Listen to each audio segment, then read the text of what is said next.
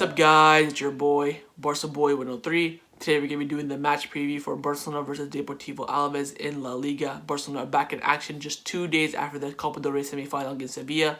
No days rest, quick turnaround, and Barcelona now have a match in La Liga, and their goal now is to try to catch up to Atletico Madrid at the top of the table, and it's going to be a very, very difficult game at the Camp Nou. Before we get into it, make sure you guys smash that like button to try to get the 200 likes on this video. It'd be very much appreciated, and of course, hit that subscribe button, and let's get into it. Kickoff time for this match will be taking place at 9 p.m. local time, and it will be taking place at the Camp Nou. Barcelona finally back at the Camp Nou after only having one game there over this whole course of the new year. 12 games away from home now, and now we have a nice little run at the Camp Nou. I believe it's 4 games in a row or something like that. And of course, the referee for this match has been confirmed. On the pitch, it will be Jorge Vazquez, and on the VAR, it will be Guillermo Fernandez. Let's start off by taking a look at the league table. Barcelona currently sat in 3rd place in the Liga on 43 points after playing 21 games, 13 wins, 4 draws, and 4 losses. And as you can see from our last 5 games for the second time this season, we have won all of our last 5 games, which is absolutely fantastic. Atletico Madrid, top of the table, they did draw in their last game 2-2 to Celta Vigo. So they have dropped 2 points, so now the gap went from 13 points to 11 points. So there is some progression in that sense,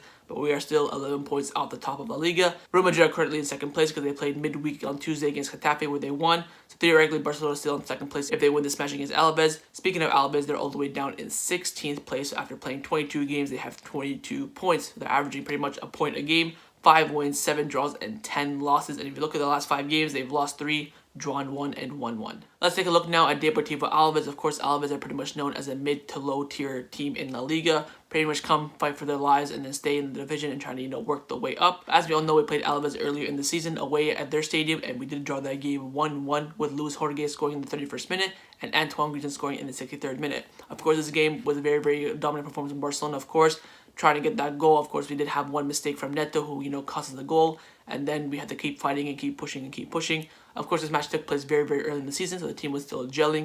We were still playing that 4-2-3-1 system. And then their goalkeeper, Pacheco, had an absolutely worldly on the night. I believe he made like 12 saves on the night, which is absolutely ridiculous. But in the end, we couldn't get that one last goal on the night, which would have gave us 3 points. Let's take a look now at Deportivo Alaves' last 6 games. They're not coming to this game on hot form. They won their last game in the Liga against Real Madrid 1-0. They drew 0-0 with Getafe. They lost to Real Madrid 4-1. They lost to Sevilla 2-1. And they lost 5-0 to Almira, 2nd division team, in the round 32 of the Copa del Rey. And then finally, they lost to Cadiz in the league 3-1. So the 3 matches I want to take a quick look at for Alaves and analyze quickly is their 1-0 win against Real Madrid, their 4-1 loss to Real Madrid, and their 2-1 loss to Sevilla. Let's start off with their 1-0 win against Madrid last Friday. They did win 1-0 with José Lu scoring in the 66th minute. As you can see from the lineup, 4-4-2 is 100% the formation they play in every single game. Of course, Pacheco in goal, expecting to turn into prime during this game. Legene, former Newcastle center back, very, very good on his day. Of course, Manu Garcia, the captain, the engine in that midfield.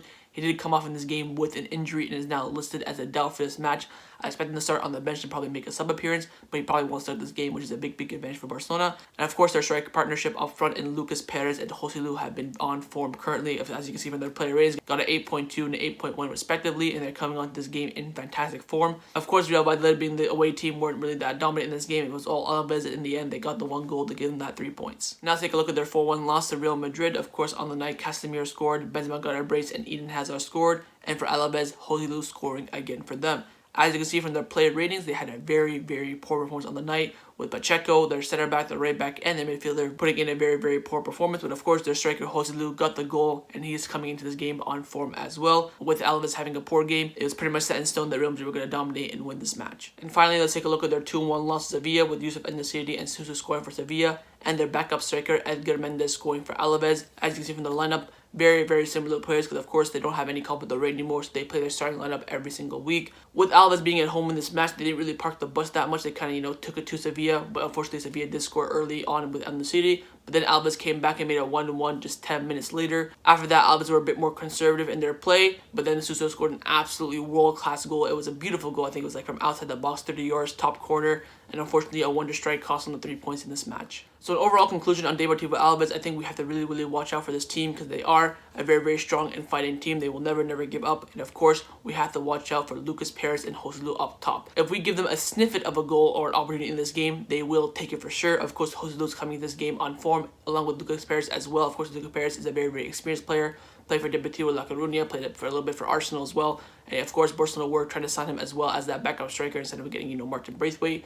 But they are two quality strikers that we have to watch out for in this match. Let's get in now to Ronald Koeman's press conference reaction. Of course, in his press conference this morning, he's asked a lot of questions by the media. Let's get in and see what he had to say. The first question was asked, is the PSG game more important than the Alavés games? He said, for now, tomorrow's game against Alavés is more important than Tuesdays. We are going game by game and we want to maintain our good winning streak in La Liga with another victory. Then he was asked about Neymar, saying, I think Neymar is not an Alavés player. This question is for Monday, not for now. Then, of course, he was asked about the injury crisis at Barcelona to the defense, saying, look, are you a little bit more disappointed now that you didn't get Eric Garcia? He said, Eric Garcia, I'm not a person who deals with issues that are in the past. I spoke about the signing of Garcia at the time. I said I needed him, but I respect any decision that the club have made. We continue with what we have, but it is true that we lack players in defense. Then he was asked about the injury crisis at Barcelona, saying that we've had bad luck. We lack strength defensively, and we haven't played many games with the same defense. Then he was asked about PK possibly getting a 4-game ban for, his refereeing comments. He said that PK possibly getting a sanction. Gerard is responsible for what he has said. You have to watch out because little things like this may get you in trouble. They just asked about the penalty in the Copa del Rey semi-final for Jordi Alba. He said the Jordi Alba penalty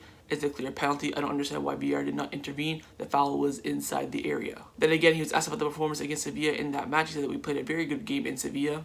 If we play that same game again, we don't lose. This team is capable of being a team that dominates Sevilla in many things, but you have to have a bit of luck with you too. Of course, we have a nice little run now at the Camp Nou, and he was asked about that. He said that it's good to have back-to-back games at the Camp Nou because it means we don't have to travel and we can rest better, and hopefully we can get players back to have a more competitive squad. They just asked about the injuries of Dest, Pianch, and Braithwaite, saying, look, can we expect them to be back for this match? He said that those 3 players have done part of the training session today, and we will see tomorrow if they enter the squad list. Again, he was asked about the injuries of PK and Rahos, and can they make the game against PSG in that first leg? He said that I always believe in the margin of risk. If it was the last game of the season, you can take more risk, of course, but I'm not in favor of risking a lot for a game. These players can recover well and slowly, but hey, they can be there even better. They was asked about Bayern Munich winning the Club World Cup yesterday and winning the sextuple. He said that I prefer, of course, Guardiola's sextuple. It was the best over the past 25 years because of the way in which they have done it. It was better than Bayern Munich. It is still a huge accomplishment for Bayern Munich, though. They was asked about the state of the squad, saying, look, you don't have that many, rotation players. There's not many competition in the squad. What are your thoughts on that? He said that we will not be able to do many rotations tomorrow because there's not much to change. We want to put a team capable of winning this match. If we win, we will have a less mental fatigue than if we didn't win, but it's going to be a very difficult game against a very physical opponent. Then he was asked about the competition in the squad, saying, look, there's not that much competition in the squad. Does that bother you a lot? He said, yes, we need everyone to be available. We need freshness in the team.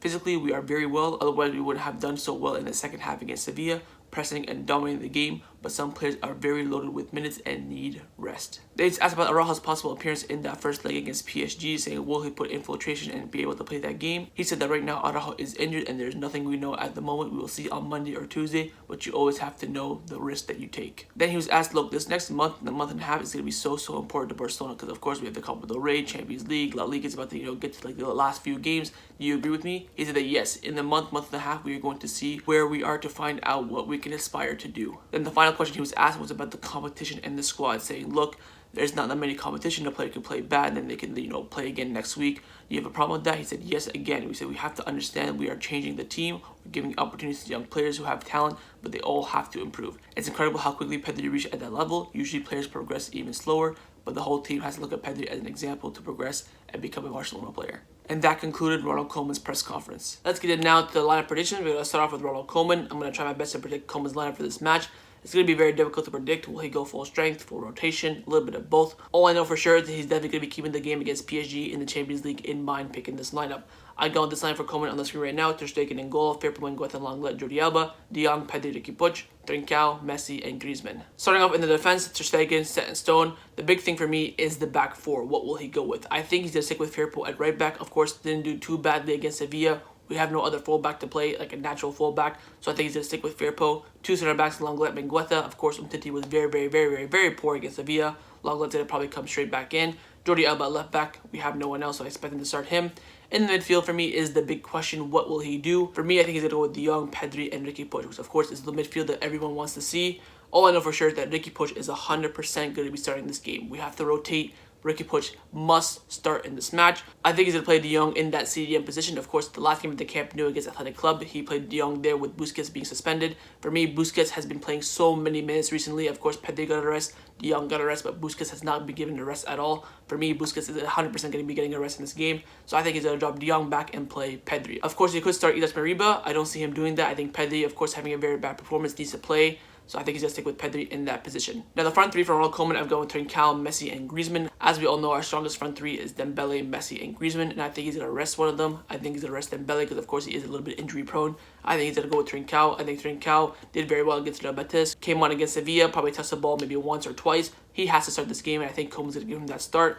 Of course, Conrad, you could start him or Collado on the left-hand side for Griezmann. I don't think Koeman's going to go with that. I think Koeman's going to stay relatively strong in this game because, as we all know, Alavés is going to come. They're going to park the bus. So we're going to need that creativity to open them up. Maybe he'll take off Messi or Griezmann in that game after we go 1 or 2-0 up. But for me, I think he's definitely going to go with that front three. So this is the lineup I think Ronald Koeman's going to select for this match. Let me know down below what you think Ronald Koeman's going to go with. Now I'm going to show you guys my lineup, what I would do if I was the Barcelona coach. And that line's on the screen right now. I've gone with Ter Stegen in goal, Mingueza, Lenglet, Umtiti, Junior Firpo, De Jong, Mariba, Ricky Puig, Trincao, Messi, and Ousmane Dembele. Starting off in the defense, Ter Stegen, set in stone, best keeper. Now the back four is the big question. Currently, Barcelona have 5 fit center backs in total, including Mingueza from Barcelona B. They have Jordi Alba, Firpo, Umtiti, Lenglet, and Mingueza. And of course, 4 of them are going to have to start this game. For me, the best defender and the most important defender is Jordi Alba. So I'd bench him for this match, wrap him up, keep him safe for that PSG game. So I'd move Mingueza to the right back. 2 center backs, Lenglet and Umtiti. Of course, it would be a good game for them to see if they can play together. Of course, Koeman doesn't really like 2 left-footed players, so I think this would be a good game to test them out in. Junior Firpo at left back, of course, played right back against Sevilla.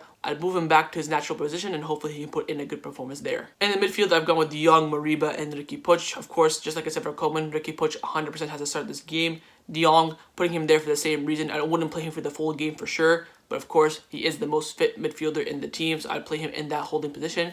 And on the right, I'd go with Ilaix Mariba. I think Pedri needs a bit of rest. Of course, they didn't really play that well against Sevilla, so I'd probably bring him on from Mariba, but I'll start Mariba in this game for sure. In the front three, I've gone with Trincao, Messi, and Dembele. Of course, like we said before, one of the front three is going to have to get rested out of Messi, Griezmann, and Dembele. I would rest Griezmann. I think Griezmann has made an appearance in every single game in the year of 2021, so he is desperate for some rest.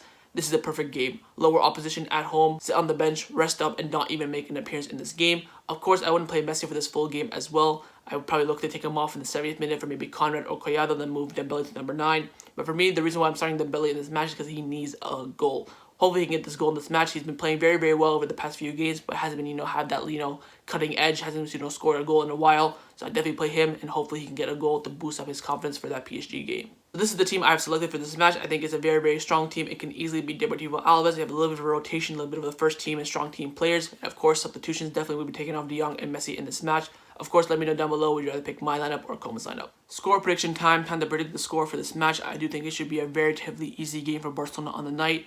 16th place in the Liga at home. Should be comfortable for Barcelona, but of course, we all know Alavés is going to come and they're going to park the bus and hit us on the counterattack. That's something we're going to have to look out for in this game. For me, it all depends on Koeman's lineup. Will he go full strength, a little bit of rotation, or very, very weak? This is going to be one of our easier games in the next month or so, so we have to win this game, and I think we will. I'm going to go with Barcelona winning this game by 3-0. Keeping the clean sheet in this game will be so, so important. We haven't kept the clean sheet in God knows how long. And of course, scoring some goals. Barcelona have been scoring goals, but have been conceding, so it doesn't really look that good. I think keeping a clean sheet is more important than scoring more goals. Of course, scoring goals for that PSG game will give us a lot of confidence and give us, a morale boost for this team. So I've gone with Barcelona win this game by 3-0. Let me know your score predictions down in the comments below. So that was my match preview for Barcelona versus Deportivo Alaves. Hopefully you guys enjoyed it. If you did, make sure you leave a like. Let me know your thoughts down below. Let me know your lineup predictions. And of course, would you rather pick my lineup or Koeman's lineup? And make sure you guys hit the subscribe button. And I'll see you guys some more for the live watch along. Set them right on the screen and come and join me and watch the game with me. Follow straight away after the match by my match review. So I'll see you guys tomorrow. Take care and Forza Barca.